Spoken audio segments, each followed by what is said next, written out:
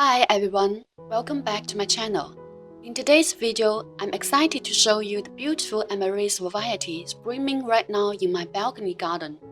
It's not easy getting them all to bloom at the same time, so over the past few weeks, I've captured these stunning flowers as they opened, ready to share them all with you now. Let's begin with round 1. These blooms appeared on April the 1st. And here's round 2.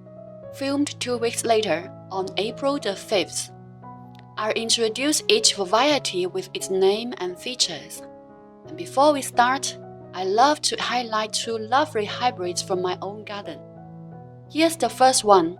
It has a white base with beautiful purple-red stripes and tiny spots. Its huge flowers really stand out. Let's take a closer look. Can you see these spots? Interestingly, the purple stripes only show up on the upper 3 petals and part of the side ones, not the bottom petal. I absolutely love this one, so striking and unique. Now, here's another of my hybrids, a double Amaryllis. The flowers are smaller but delicate. At first, they appear a light green, then gradually turn white. The petals have red spots and fine red lines along the edges. It's really charming. Some of you have asked, how do you create a double Amaryllis hybrid? Well, it's simple. Just take the pollen from a double Amaryllis. And this is the pollen. And apply it to the stigma of a single Amaryllis. You might have chance of getting a double Amaryllis in this way.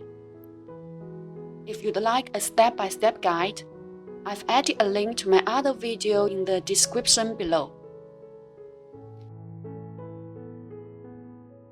Let's continue with the rest of the blooming beauties. Here's Table Dance, a single petal flower with a bold red stripes and speckles. It typically has 4 flowers in each stem. The single flower should have 6 petals, but sometimes you will see twin flowers, when 2 blooms merge into one. Next to it is Blossom Peacock, a large water lily-like double bloom in white and pink with red-edged petals, so eye-catching. This one is Ambience, with a green throat and snowy white petals decorated in vivid red striping and soft feathering. It's absolutely refreshing. I love it so much that I self-pollinated it to grow more. Here's the hybrid I introduced earlier.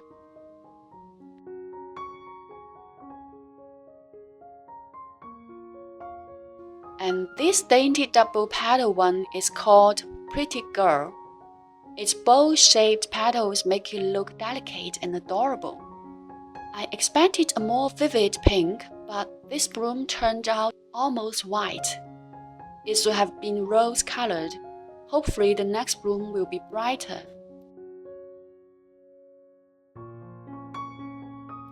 At the back, this charming bloom from South Africa is Harlequin. It has creamy white petals with pink edging, and sometimes a red stripe down the center of the petals. The only downside is that its flowers tend to droop downward, so I tie the stalks to support each other. Here's a nameless hybrid with white petals and pink stripes. Its foliage has a light green stripe in the center. Its mother, right here, Mrs. Garfield, a vivid pink single-petal variety with bold white veins. Let's take a closer look at those veined petals. The trumpet shape and color are just lovely, and the leaves have light green stripes too. Even after blooming, they look lovely as greenhouse plants. Here they are, mother and child. They look nothing alike. That's the magic of Amaryllis. Cross-pollination is always full of surprises. You never know what you are gonna get. At the back, you notice this big, fluffy double white bloom. This is al fresco, one of my all-time favorites. With creamy petals, a green center, and strong stems, it's always stunning. And it's amazing for 3 reasons. 1. It produces 2 to 3 stems even from small or medium bulbs. 2. Each stem can carry 5 to 6 flowers. 3. It makes lots of bulbs, so your collection grows year after year. If you love white blooms, this is must-have. Next to it is Dancing Queen, a full double bloom with wide rust red stripes on bright white petals. Large, bold, and graceful, it's a jumbo variety with big bulbs that can produce 3 stems with 4 blooms each. Behind them, Double Dragon is opening. It has deep scarlet petals with white tips. And here's an unnamed striped variety with yellowish petal and red lines, part of the striped Amaryllis family. Coming back to the front, here's another blossom peacock. Yes, I have 3 of them.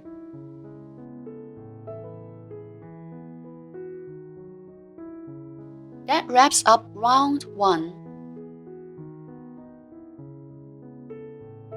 Hi again, 2 weeks have passed since round 1, and I filmed round 2 on April the 5th. Front and center is Dancing Queen, still going strong after 2 weeks. When in bloom, I brought them indoors to help extend their blooming time. Indoors, due to the low light levels, the rust red stripes look a bit lighter compared to when they were outside. New flower stalks are still emerging. The bigger the bulbs, the more and bigger flowers you will have. I think I can get blooms all the way through the end of the month. Very gorgeous. At the back on the left, you will see a cluster of white and striped amaryllis with trumpet-like shape. The variety is very prolific. I got 1 small bulb 2 years ago and now have at least 20 of them. This single dark pink variety is Bolero. Unfortunately, it was attacked by thrips, tiny insects that cause white streaks. It should have been large with thick petals. Here's how it looked last year. A pity. I'll be more watchful next time. Here's another pink one, Pink Surprise. Did it surprise you? Its huge, rosy pink petals with rippled edges are truly lovely. These next 2 are giants. Giant Amaryllis have extra large, ruffled white and peach flowers with a green center. And Aphrodite, named after the goddess of love, have massive brush pink-edged petals, reaching up to 20 meters across. What surprised me is how short it is. There's barely a stem. I thought the flower bud had died. It stopped growing for a month after emerging, but then it suddenly bloomed. If you love large flowers, these 2 are must-haves. On the right is Double Dragon again, with rich velvety red petals that are compact and perfect. Behind it is single vibrant pink called Exposure, with white streaks leading to the green center.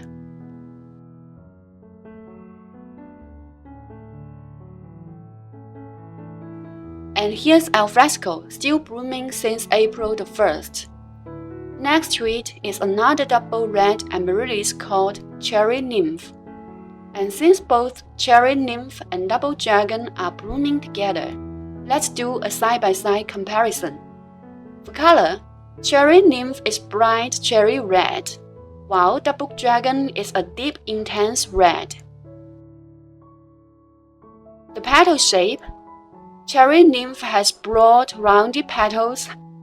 Double Dragons are narrower and more pointed. And texture, Cherry Nymph feels smooth and silky. Double Dragon has a velvety sheen and bold texture. Let's zoom in to really appreciate that velvety texture of Double Dragon. You can feel the difference when you touch them. Personally, I prefer Double Dragon for its rich layer and elegant look. Now back here, we have Pretty Nymph, a lovely double pink and white bloom. I love its pink color.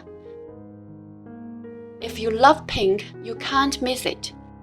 It's really a sweetie. Next is the second bloom from my hybrid. Here's a single red with curled back petals, Night Dance. Beside it, Picasso, white petals edged in pink with a green throat. This is the first time bloom from seedling, so it's small but promising. In front of it is Apple Blossom. 2 flowers have faded but one is opening. When in full bloom, it's soft and sweet, with milky white petals brushed in pink. Its thick petals give it a longer bloom time too. This orchid-shaped variety is Exotic Star. Its creamy green petals are decorated with striking wine-colored stripes and spots. It always stands out. At the back is Candy Frost.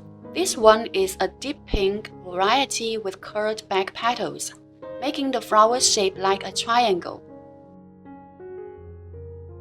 And finally, this lemon pink bloom with reddish pink veins is called Zombie.